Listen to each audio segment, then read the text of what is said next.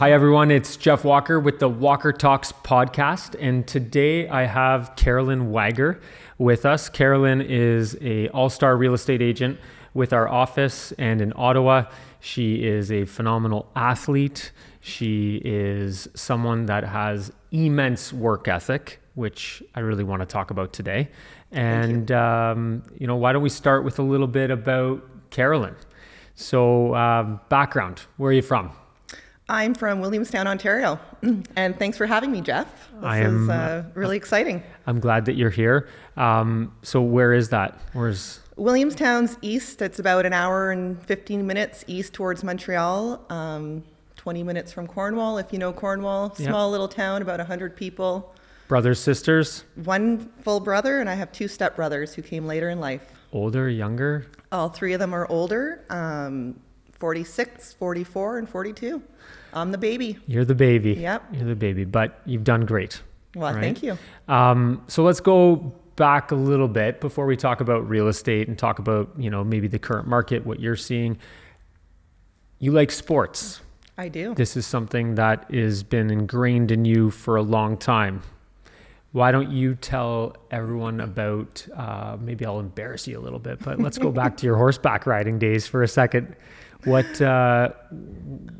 How did that turn out? What was that? What did that teach you? It taught me a lot of life skills. It goes back to, I think I was 3 or 4 years old when I got on my first pony. My grandmother lived in a cottage back in Somerstown, Ontario, which had a horse farm about in the backyard, pretty much. So there was this little pony named Nanny. She was probably about 11 hands high, not even 9 hands high, which is measured in horse terms. So it's, I think, 4 inches per hand. Okay. So small little pony. So I went out and rode her around one day and then went home and said, Mom, I want to start riding. So we contacted Patty, who was the owner of the stable, and I started riding lessons. Next thing you know, 7 years old, actually I was 6. I'm now competing on a small pony. Made it to the Royal Winter Fair, which is like a national championship when I was 7 years old. For the small ponies, and it just accelerated from there and rode until I was 17. And did you ride competitively the whole way up? All the way from 7 years old till 17. Then had my own horses all the way. We had to purchase some, we leased some. The horse business is surprisingly somewhat like the real estate market, where you'll buy an investment, train it, compete. If the horse wins a lot, then you can obviously sell it for more money than you purchased, and kind of goes that way. So, and you can lease ponies. And did you have a hard time giving up the sport? Why did that end? Well, it was a big decision. Parents cut the paycheck or the checks off, so I stopped paying. Right. Because it's a massive commitment, right? Absolutely. Like your parents are making sacrifice to be able to allow you to do that sport. Absolutely. Every weekend I was at the barn. Show season started from May till the nationals were always in November. So you're competing every weekend from May till September. The horse is an athlete as well, so you need to keep him in tip-top shape. I'd ride anywhere from 4 to 5, 6 times a week. Wow. The stable when I was on the ponies was only 15 minutes away from my house. Right. But as I moved up onto the horses, from ponies to horses, I was 45 minutes away in Hudson, Quebec. So quite a commute. Right. Your parents were driving you. Parents were driving, or when my brother got his license, his friends. So always had somebody bringing me out, and I'd spend the weekends in Hudson. And so when you look back, obviously you did that sport. I think sports, for whatever reason, seems to be a bit of a common theme in some of our realtors that work with us. And what do you think that journey taught you that you use today? If, can you give any parallels, or do you sort of look back and go, it's a different sport that you maybe play now, but what did you take away from it It has a lot of similarities because work ethic, obviously I had to ride 5 when I competed 7 times a week. Discipline. Mm-hmm. You think when I'm 7 years old, I'd get dropped off at the barn and say, you need to, pack for your horse show, so just common, things in life that you just need to learn and responsibility. Yes. Thank you. So responsibility that I learned at such a young age that helped me, grow develop who I am today. And, my parents, as I mentioned earlier, they stopped paying when I turned 17. So, the work ethic that they put into it to be able to provide me with, the dream that I wanted to do and ride and compete. And, if I would have continued, it was that next step of being a professional or going into the amateur ring. Right. Amateur, I have to, pay for my own horses and pay my own ride. Going professional would have, limited me. I would never have been able to go back. So I always have this thing in the back of my mind saying, well, maybe one day I'll get back in the ring and, and be able to be an amateur. Yeah. Where if I would have went the professional route, I would have, nixed that opportunity. So this is your chance to thank your parents. This Absolutely. is what this podcast is really about right now. Thank you, Mom and Dad, for working so hard. So all kidding aside, because I know obviously you love your family and there's, immense sacrifice that's made. I'm a parent. I mean, there's immense sacrifice that gets made to see your kids through their, their dreams and the things that they want to do. The reason why I was asking you the question about, why it's relevant today in your day-to-day life is one of the things that I really admire about you is your work ethic. It's your habit. It's what you do when no one's looking, right? And in our industry, it's like watching someone go and play a hockey game or hit a golf shot. You think great shot, but you don't see the hundreds and hundreds of hours that are spent in the gym or practicing or with a coach and so on. And I mean, in real estate, the glamour would be drafting an offer and, putting up a sold sign or posting a new listing. But there's so many layers of effort that goes into getting really great at that craft. And you are obviously great at that craft. What do you think, makes you a fantastic realtor? Because you are, right? What do you... This is your chance to not be boastful, but to share, because I think there's real estate agents that are going to listen to this. I think there's, people that are our clients or prospects that will listen to this. And at the end of the day, agents can learn from you too. What drives you? What makes you achieve the success that you have? Well, thank you for your kind words. I think a lot of it, and with the competitive athletic side to me, is never giving up. I was an individual athlete. Yes, it was my horse and I, but, not every horse show was successful. Just like not every offer is successful, and especially the last 2 years in the market, I had some clients where I wrote 10 offers for. Right. So you'd lose more essentially before you'd win. Absolutely. Right. And same thing with horseback riding, I didn't go in every day and win every class. Right. But last couple of years, like I'd always say, get back on the horse and just keep trucking, right? So that's what you meant. Okay, understood. But it's I just have that mentality of don't take things personally. Always work hard. Keep your head up. Keep learning. Keep training. Right. That's what you have to do as an athlete. That's what you have to do in work too. Don't just stay status quo. Keep growing. So evolve off of that. What does that look like in terms of ways that you can grow as a realtor, which of course is a direct benefit to your level of, knowledge, but it also helps your prospect clients that you're working with. It helps, you communicate great information. So what do you do, that you feel maybe isn't, a niche, but something that you do on a daily basis, for instance? Is there any kind of patterns of behavior that you can notice in yourself? Well, I like to say I lead generate a lot, but Geoff might think I don't pick up the phone enough. But I'm very social. Well, we can always pick it up more, Carolyn. Market knowledge is very important.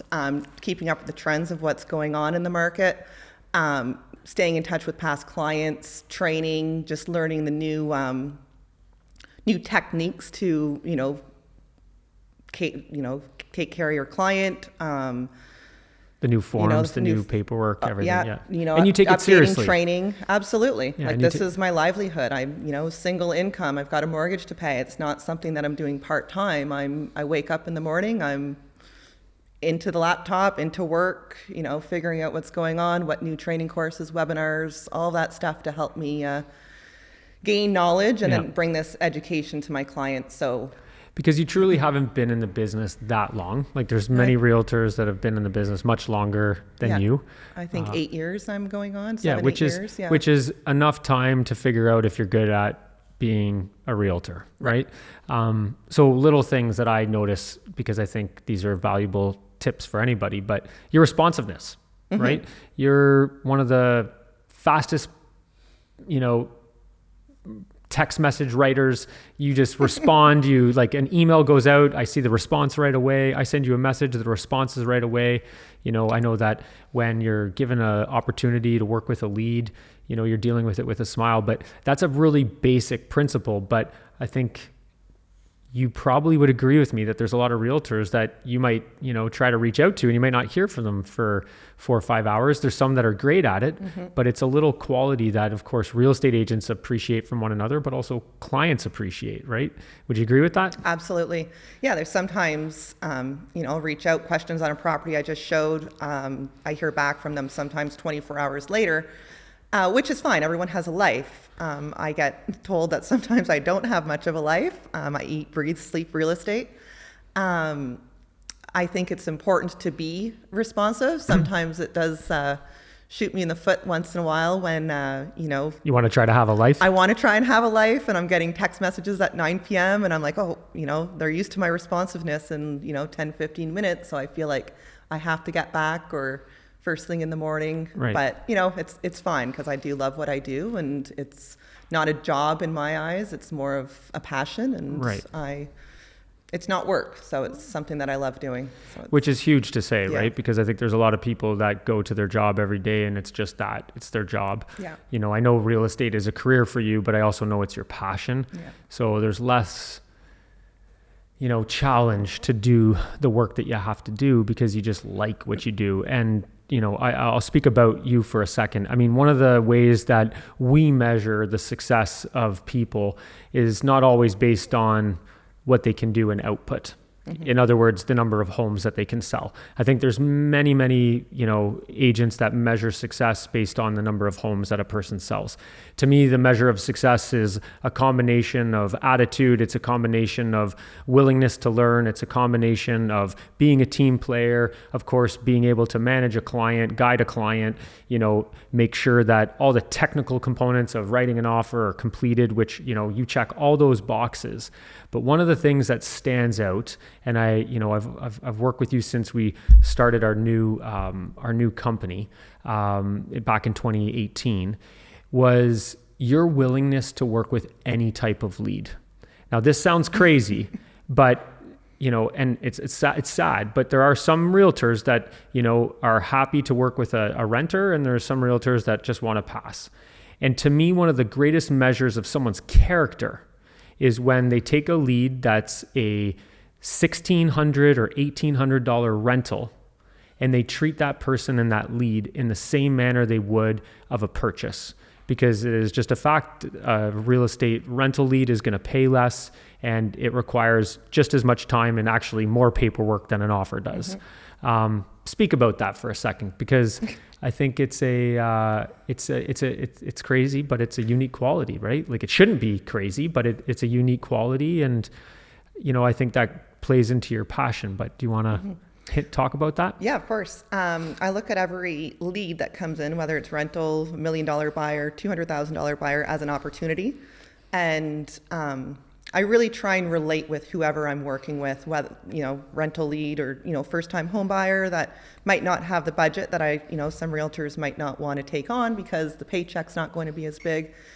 But down the road, that renter is going to possibly turn into a purchase, or you have that good relationship with them. They're going to refer you more business down the road. Right. The first-time buyer turns into, I love working with first-time buyers. They're expectations are low. They rely on, our professional input, and You can guide them. you can guide them. Yeah, they're not, of course I love working with all clients, but it's just, they rely on the realtor for a little more guidance through the process.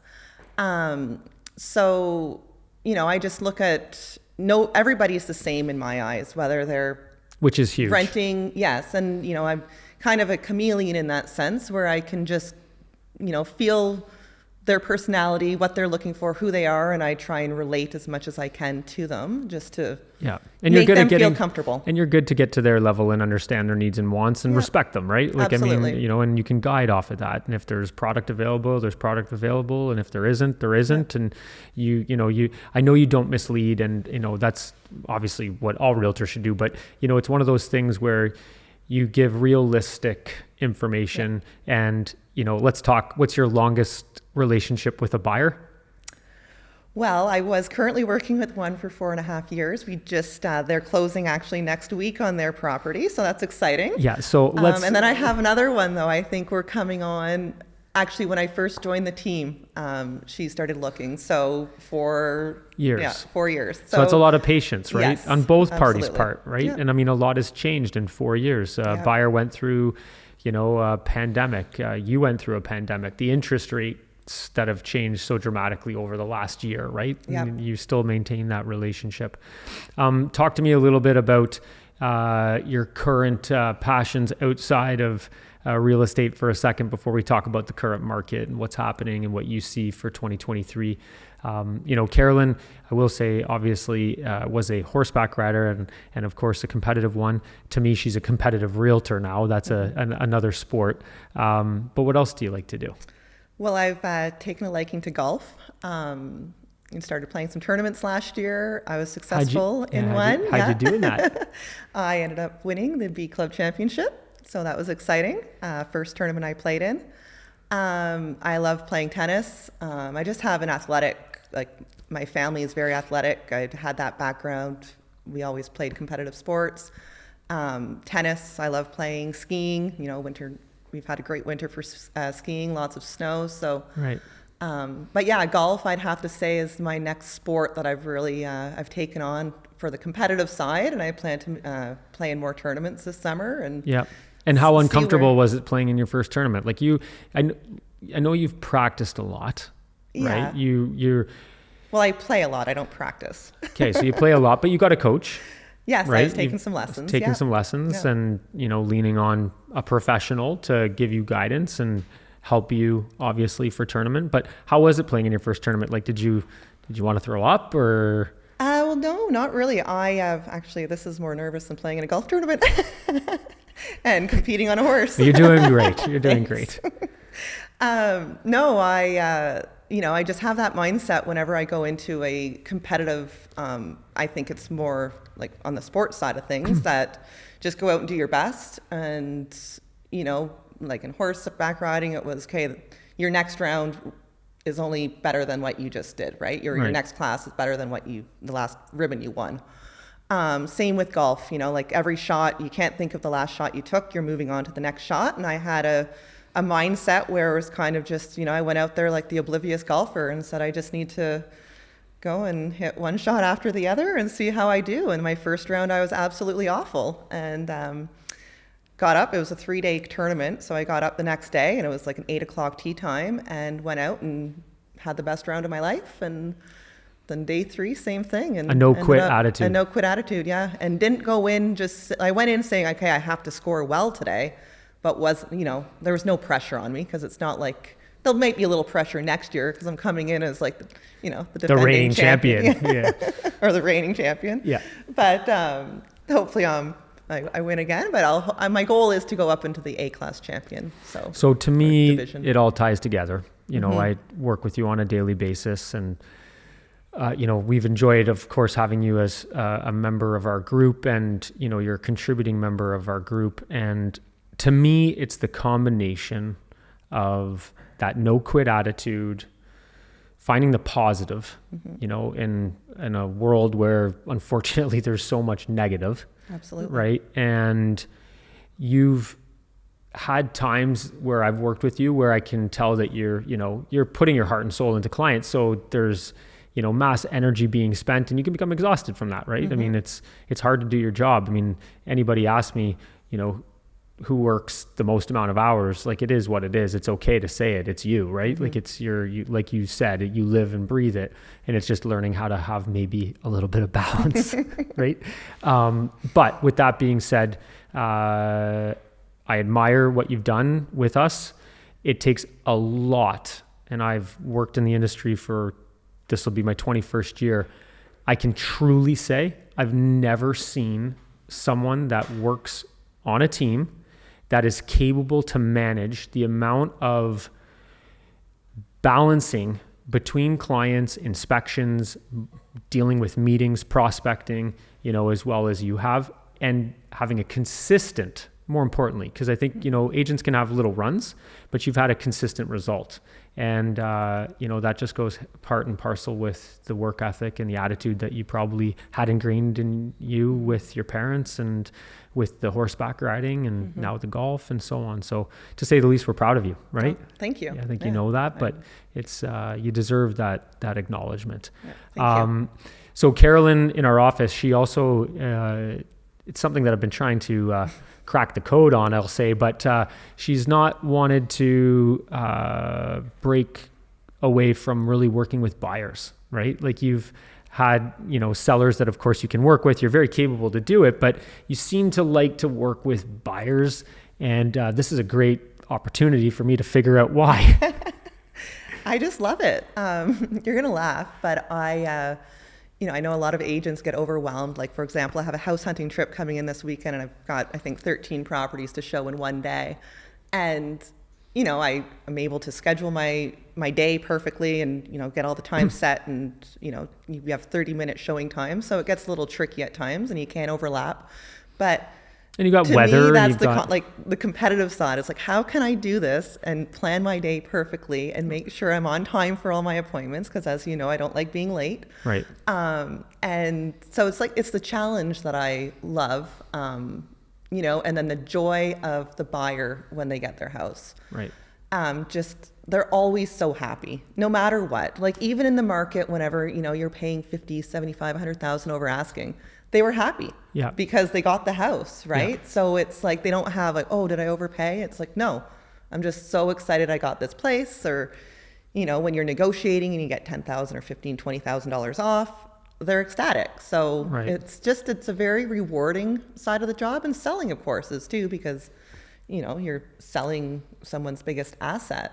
Yeah. But it's, you enjoy the experience of it, the new beginning for a client. Yeah. And I love driving around. It's like the Amazing Race out there. It's like, where's my next destination? Thankfully I have GPS and you're not on the old papered maps going around. Right. But it did exist at one time. Yes, it did. Talk to me a little bit about the current market versus the market that we went through. Because I think the pandemic on the listing side of the business was obviously, I'm not going to say it was easier. It was different, right? The hard part was being able to obtain a listing and then making sure that it was marketed properly and the approach was the right approach to make sure that seller was going to receive the most that they could in the market. Because there were a lot of homes, that we probably would agree on that some of them sold, we'd see them in the marketplace where they sold maybe too quickly, like they could have achieved more or whatnot. From the buyer side, if I put a for sale sign in the ground, I was going to sell as a listing agent, I was going to sell a property. It could be 24 hours and it could be 2 weeks, but you were going to get to that sold sign finish line faster than a buyer journey. You talked about, maybe writing 10 offers before getting one offer. That would be the most upsetting to me journey with a buyer, right? Is the letdown of what they think is going to be their home, right? Give me like a couple little tips and tricks that you help them see the big picture when they would miss out on a house. Well, I'm a true believer that everything happens for a reason. So if they did lose out on something, another property is coming up, whether it was next week, because we had such low inventory that, it was sometimes you're only showing them, one house every few weeks. Now you're out there and you can have 6, 10, well, I have 13 this weekend just in the Barrhaven area. Right. So, and talk about that. So what's the shift in the mentality of a buyer right now? Like, this is what you specialize in. Yeah. So it was within a year. Explain it for people that are listening. Yeah, so last year was the first quarter was as soon as a property came on the market, you're dropping everything you had to do because you're rushing out there. If it was a no conveyance, you had some time, but sometimes it was, we'll accept a preemptive offer. So you need to move quick. So yeah, drop everything you're doing, rush out there, go look at it, and you're under the pressure to make an offer because on our way there, they potentially received one, right, and now they've advanced their presentation date up to that evening or the next morning. So you needed to be first one in the door. First one in the door, and not saying that everyone had to go in unconditional because you could always do a pre-inspection, and you want to make sure your financing was in place, but you're acting quick. Right. Now you see a property come up. A lot of them are being relisted. You're seeing price decreases that are now coming into a buyer's search. So it's like, let's go and take a look at it. Right. Buyers, hemming and hawing. Well, I saw a couple others come up that I might want to see this weekend. And, so they're not feeling such pressure to submit the offer. Which truthfully is great. Which is right? great, like, yes. Like they deserve it. And 100%. It was a totally unhealthy market that we were in, right? Yeah. But talk about, how do you give a sense of security in terms of a buyer making a good decision and not feeling like they're, because the news or, concerns is values dropping, or in some cases values have already dropped. What are you doing from like a coaching standpoint to your client, right? You have to give professional recommendations. What do those look like?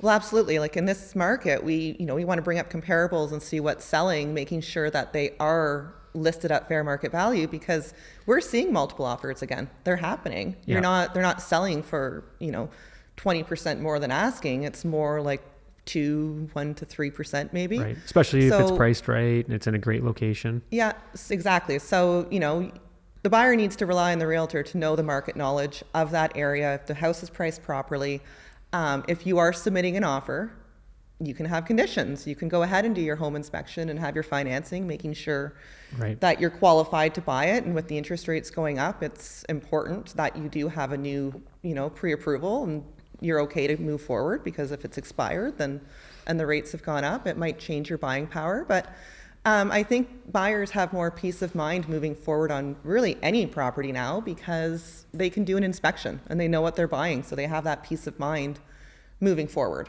Yeah, no, I think it's very true. And, I think we've seen it where there's some buyers that are, should I wait? Some people have to wait. What the Bank of Canada did with the interest rates has caused a lot of deferred buying, right? It's just much more challenging to get a mortgage right now, especially hard for younger people, right? Mm-hmm. You could have a great job and still not qualify. Yeah. But with that being said, I know you believe in good locations. Mm-hmm.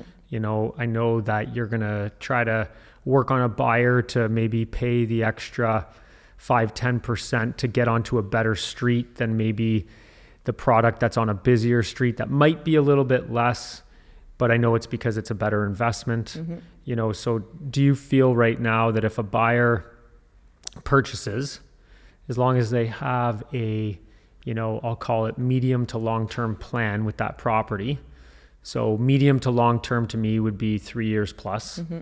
Do you feel like it's a safe investment? Absolutely. Yeah. Yeah. I think the market now has, if rates continue to go up, which I hope they don't, prices might drop a little bit. Yeah. But I think it's flattened out and it's going to stay stable for, right. Don't quote me and hold me to this, but 6 to 8, 10 months. And then, so if it's a long-term investment, I can quote you. I think, I can quote you. I really believe in what. And buy something? No, but sure. I looked at a place yesterday. You happened to be in there a half an hour later. I didn't even know it. But, to my, in my opinion, and I know this is because buying right now is a sensitive topic, right? Mm-hmm. Like it's just, some people are nervous about it. But I mean, Ottawa is a stable city. You've got 400,000, give or take, new immigrants that are coming into the country. Yeah. That's going to obviously help with housing. There's a declared housing shortage across the country. I think the biggest challenge right now is, getting the mortgage. But no different than the stock market. You know, there's going to be peaks and valleys, but real estate over the last 50 years has always gone up, right? And the peak in March of 2022 was extreme, you know, completely unhealthy. You know, fun if you were a seller to know that your house was worth X. The challenge is that sometimes that's what they hold on to, and then there's an adjustment that has to happen. But I think to your point, the next 6 to 9 months of the market, it's going to be difficult, right? But it creates an opportunity for a buyer to really buy on a quiet street, right? There's just less buyers that are shopping, right? And you kind of want to do what the mass isn't doing, right? When everybody was buying homes as investment properties in the pandemic because all their neighbors were and all their friends were, those aren't really good reasons, right? It's a lot of speculative buying that went on, and it can be, quite frankly, dangerous, right? But the person that's trying to just move up, you know, if you own a townhouse and you're trying to buy a single, you know, your townhouse maybe was worth 6 and now it's worth 550. But guess what? The house that you're buying, it's also gone through probably a very relative percentage change, and it allows you to move up. So, well, I guess I'm going to end it with a couple of little things. So I have 3 questions. I have 3 questions for you, and they're random questions. Okay, I'm ready. And I'll start with the first one. So you have to pick one. Okay. Right now, if you had a horse, would you go horseback riding and that's your sport, or would it be golf? Ooh, tough one. Golf. Interesting. Yeah, I know. It's the commitment. I did it for a long time. I love it. I would enjoy getting back into it, but you know, I guess it's the same. You go to the barn, you ride. It's a 4-hour, you know, process. Golf is a 4-hour round, but you know, you don't have to keep an athlete going. For sure. So I think that you like that you could maybe have a beer on the golf course that too. Yes. Yeah. It's kind of hard to ride and it's okay to have at fun. the same time. It's okay to have fun, right? Yeah. Although horse shows are a good party. There you go. If you could travel to one place in the world right now, where would it be and why?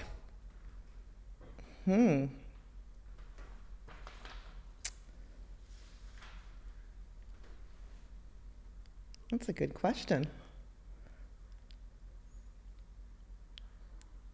Probably Italy. I was there many years ago, and I'm a lover of wine and food, and I'd love to go on a wine tour. Excellent. Yeah. I've never been to Italy. I'd love to go. Yeah, it's a beautiful country. And the last question, what would be one fear that you have that you'd love to face, and this podcast doesn't Doing count? Podcasts, TikToks, social media posts? Social media, reels. Okay. Anything where you have to be out there. Anything that I need to be on camera for. Yeah, I love being in front of people. I love being with people. It's just, you know.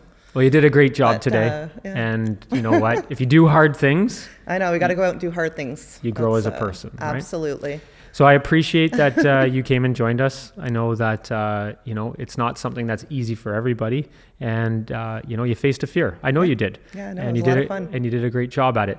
Thank you. Carolyn Wagar, you know, with our office.